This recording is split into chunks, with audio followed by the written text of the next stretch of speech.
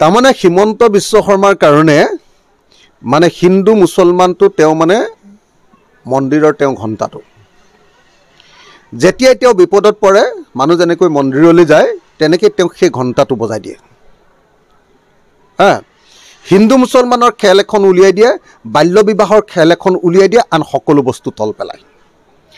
আজিৰ দিনটোত মানুহে একেবাৰে আপোনালোকে দেখিছে যে বিজেপি চৰকাৰখনৰ বিৰুদ্ধে মানুহ উতলি আছে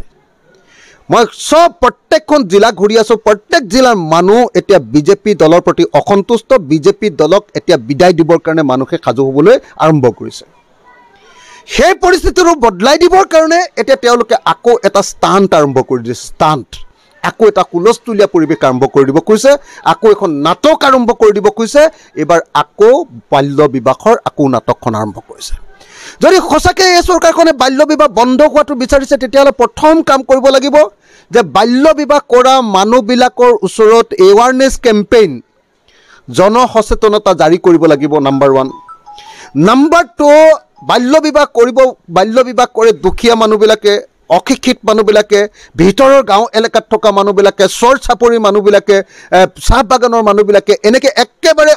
একেবাৰে যাৰ অৰ্থনৈতিক অৱস্থা বেয়া তেওঁলোকৰ ভিতৰত বাল্য বিবাহৰ হেৰিটো টেণ্ডেঞ্চিটো বেছি গতিকে সেই মানুহবিলাকৰ অৰ্থনৈতিক অৱস্থাৰ পৰিৱৰ্তন কৰিবৰ কাৰণে সেই মানুহবিলাকৰ মাজত জনচেতনা বৃদ্ধি কৰিবৰ কাৰণে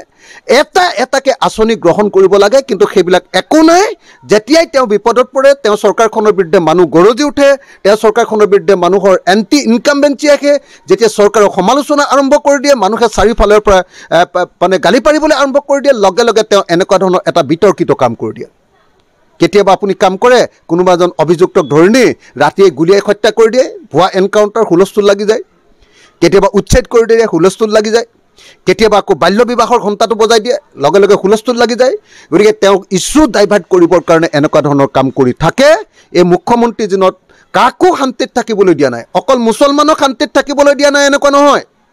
এওঁলোকে কাকো কোনো এজন বিজনেছমেন কোনো মানুহ শান্তিত থাকিব পৰা নাই কোনো এজন খেতিয়ক শান্তিত থাকিব পৰা নাই